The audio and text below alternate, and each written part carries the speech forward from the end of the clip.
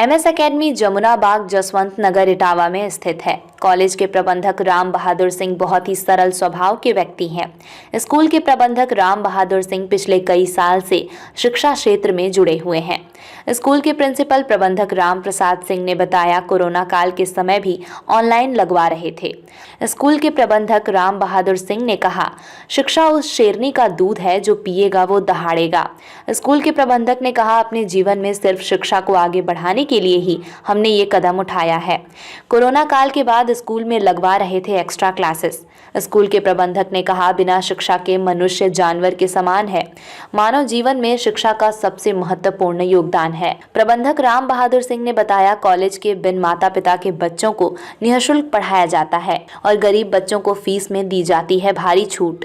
School के प्रबंधक राम बहादुर सिंह ने बताया, कॉलेज में अनुभवी शिक्षकों द्वारा शिक्षा दी जाती है और शुद्ध पेयजल की व्यवस्था, सीसीटीवी की व्यवस्था भी है।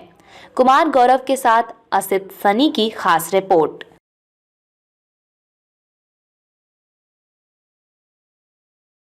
नमस्कार। इस समय जिला इटावा में इटावा की बात करूं तो विधानसभा जसवंत नगर, अभी जब बैठा हूं उस विद्यालय का नाम है एमएस एकेडमी, जो कि जसवंत नगर में जमुना बाग में स्थित है। हमारे साथ बात करने के लिए उपस्थित यहाँ से इस संस्थान के संस्थापक महोदय, इस संस्थान के प्रिंसिपल महोदय, बात करने पर जानने का प्रयास करता हूँ, क्योंकि 2 साल कोविड का समय रहा। कोविड के बाद नई शुरुआत हुई थी, 2 साल का लंबा अंतराल, शिक्षा पूरी तरीके से खत्म हो गई थी। संस्थान ने क्या क्या प्रयास करे शिक्षा को रिकवर करने के लिए, सरकार का कोविड के समय क्या सहयोग रहा, इस संस्थान को शुरुआत करने का उद्देश्य क्या था, स्थापना जब हुई थी, ऐसे बहुत सारे मुद्दों पे बात करने के लिए उपस्थित है। सर, सबसे पहले तो आपका स्वागत है। धन्यवाद जी सर, सबसे पहला सवाल आपसे, इस संस्थान की जो शुरुआत करी थी आपने, आपका उद्देश्य क्या था संस्थान को शुरू करने? ये संस्थान चलाने के लिए मेरा उद्देश्य ये था कि यहाँ छोटे गरीब तबकों के बच्चों को अच्छी शिक्षा मिले, ज्ञानवर्धक आगे बढ़े।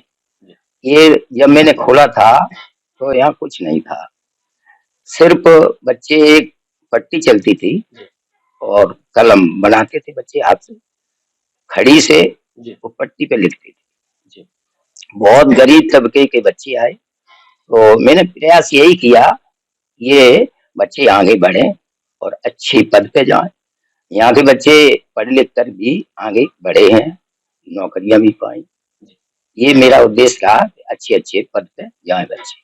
अभी सर आपने गरीब बच्चों की बात करी, मेरा ये मानना है कि आपके विद्यालय में गरीबों के, किसानों के, मतलब निचले तबके के बच्चे ज्यादा आते होंगे। आपकी तरफ से, संस्थान की तरफ से क्या सहयोग रहता है? ये मेरा सहयोग यही रहा कि जो ज्यादा गरीब थे, मैंने प्रयास नहीं कभी किया कि ये फीस दे ही दे। मैंने छूट भी की है उनके साथ, अन्याय नहीं किया है। गरीबी को मैंने सहायता की हमेशा।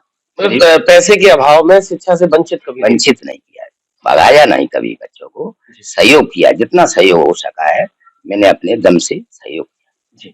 संजीवन साहब, एक सवाल आपसे है, कोरोना काल के समय आपने देखा था कि पूरे 2 साल शिक्षा व्यवस्था पूरी तरीके से खत्म हो गई थी। संस्थान ने क्या क्या चैलेंजेस उस समय फेस करे? सर, जब वो कोरोना का समय था उस टाइम स्कूलों में बहुत सारी समस्याएं थी। बच्चों का जो स्टडी लेवल था बहुत गिरा हुआ हो गया, क्योंकि 2 साल से शिक्षा से बच्चे जुड़ नहीं पाए थे, कुछ नहीं हो पाया था। फिर उसके बाद सर जो एजुकेशन था वो बहुत डाउन होने जा रहा था। तो स्कूल वाले जितने भी थे सभी लोगों ने अपना प्रयास किया, ऑनलाइन क्लासेस दी बच्चों को, जिससे बच्चे जागरूक हुए और जो पेरेंट्स कॉन्टेक्ट नंबर वहाँ तक पहुँचाए, ऑनलाइन क्लासेस दी, व्हाट्सएप ग्रुप बनाए बच्चों ने, मीट गूगल पे जो भी था वो जो सिलेबस था वो बच्चों को डाला और काफी प्रयास किए सर, जिससे कि बच्चों का जो मतलब सिलेबस छूटा हुआ उसको कंप्लीट वो कर सके। अभी आपने ऑनलाइन क्लास का जिक्र करा, ऑनलाइन क्लास की अगर बात करूं तो क्या मानना है, वास्तविकता ऑनलाइन और ऑफलाइन में दोनों में इफेक्टिव दवाई और सर जो भी हो सका शिक्षा जैसे बुक्स वगैरह से तो नहीं हो पाया, ऑनलाइन क्लास के माध्यम से, और यही जो सिस्टम था इसी से लोगों ने अपना वो किया। मोबाइल का मिसयूज आपको लगता है कि बच्चों ने कोरोना के समय ज्यादा करा? मिसयूज सर नहीं किया होगा इतना तो, क्योंकि क्लास वगैरह तो सब मोबाइल से, लैपटॉप से बच्चों ने लिए, कोई मैसेज नहीं बच्चों ने उसी समय अधिकतर मोबाइल का प्रयास किया है कोरोना टाइम में। सरकार का किस तरीके का सहयोग रहा था विभिन्न विद्यालयों में? सर, सरकार का तो फिलहाल कोई सहयोग इतना नहीं रहा था। मेरा मानना है कि मैं तो सर ये कहता हूँ कि जो सरकार को करना चाहिए था, जैसे जो 3 विद्यालय है उनका सर वेतन टीचर्सों को देना, जैसे ट्रांसपोर्ट सर उनके लिए हेल्प करना, जैसे अब जैसे गाड़ियां नहीं चलती तो सर स्कूल वाले कहाँ से पैसा लेके आएंगे, कहाँ से किस्त भरवाएंगे, उनको सर उनके लिए कुछ हेल्प करनी थी, वो सर कुछ नहीं हुआ ये चीज। जी जी सर, एक सवाल आपसे है, मानव जीवन में शिक्षा को कितना महत्वपूर्ण मानते हैं? में मानव जीवन में शिक्षा का बहुत उच्च स्तर का होना चाहिए। मैं यही समझ रहा है, सर्वे भवन्तु सुखिनः, सर्वे सन्तु निरामया, सर्वे भद्राणि पश्यन्तु, माँ कश्चित् भाग्य भवेत्। सभी सुखी रहें, किसी को किसी प्रकार का कष्ट न हो, सभी निरोगी रहें, यही मेरे मन में रहती है। जी। एक सवाल आपसे है, चूंकि आप युवा हैं, आपने देखा कि हिंदुस्तान पे धीरे धीरे पश्चिमी सभ्यता हावी हो रही, बच्चे अपनी मूल संस्कृति संस्कारों से दूर जा रहे हैं। क्या प्रयास कर रहे हैं आप, क्या प्रयास कर रही है संस्था संस्कृति संस्कारों को बचाने के? सर इसमें एक्चुअली क्या है, जो बच्चे हैं हर चीज़ सर डिजिटल हो गई है, हर चीज़ मॉडिफाई भी हो गई है। और सर जो पुरानी कल्चर थे अपने, बच्चे उनको भूलते जा रहे हैं सर, नए कल्चरों में आते जा रहे हैं। तो सर इसका जो सोसाइटी है, हम लोगों के इस पे बहुत प्रभाव पड़ रहा है। क्योंकि बच्चे सर सोशल मीडिया का भी यूज़ कर रहे हैं, उसमें बहुत सी चीज़ें तो अच्छी आती हैं जो बच्चों के दैनिक जीवन में अच्छा प्रभाव लाएँगी। कुछ चीज़ सर उसमें ऐसी भी आती हैं जो बच्चों को नहीं उसका यूज़ करना चाहिए, वो भी चीज़ सर कर रहे हैं, इस चीज़ से भी पीछे चल रहे हैं बच्चे। जी। जो पेरेंट्स आपके साथ जुड़े हैं, आगे आने वाले समय में जो लोग आपके साथ जुड़ेंगे, अभी अब नया सत्र आने वाला है, उनसे क्या कहना चाहते सर मैं उनसे यही कहूँगा कि अगर बच्चे को सर अगर एजुकेशन दिलवाना है तो हमारे एमएस अकेडमी स्कूल में आकर देखें एक बार। जो भी कुछ है सर, हम बच्चों के प्रति बहुत कुछ करते हैं, हमें ज़रूरी नहीं कि एक पैसा कमाना हो स्कूल से, ऐसा नहीं। हमें हमारा सर जो मूल उद्देश्य है सर, वो केवल यही है कि हमारे यहाँ से बच्चा उच्च शिक्षा लेकर जाए और एक अच्छा पद अपनी जॉब पे एक अच्छा पद ग्रहण करे। जी। सरकार से क्या कहना चाहते हैं, जो वित्तहीन विद्यालय है या गवर्नमेंट स्कूल्स हैं, क्या कहना चाहिए, शिक्षा में क्या सुधार होना चाहिए?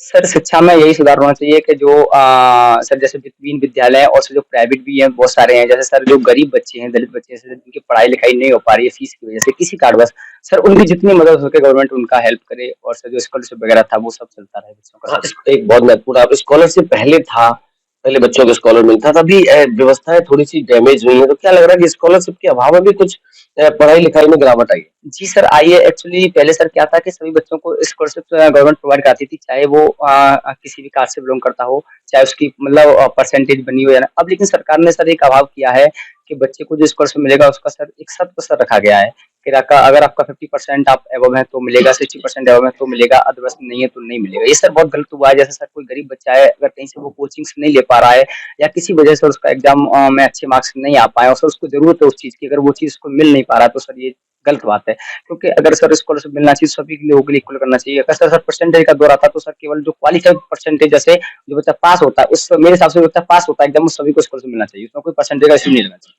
जी।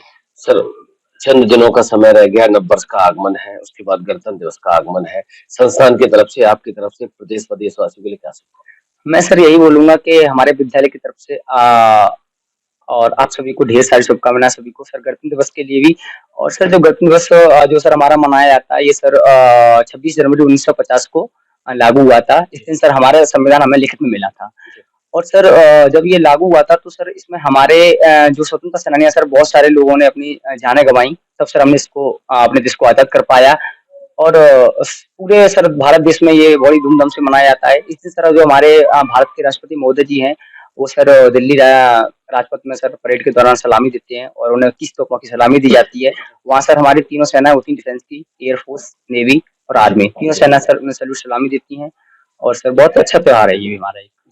सर, आखिरी सवाल आपसे भी है, आपकी तरफ से नववर्ष और गणतंत्र दिवस की प्रदेश व देशवासियों के लिए क्या शुभकामनाएं? मैं विद्यालय की तरफ से, समस्त स्टाफ की तरफ से मैं हार्दिक शुभकामनाएं 26 जनवरी के लिए कामना करता हूं कि अच्छी तरीके से हमारा